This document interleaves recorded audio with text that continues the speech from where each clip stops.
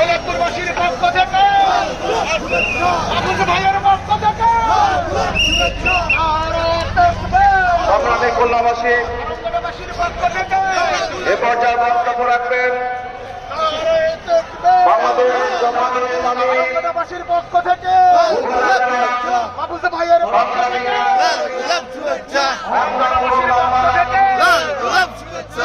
বক্তব্য রাখবেন মমতাজুল মাওলানা কবিরুল ইসলাম।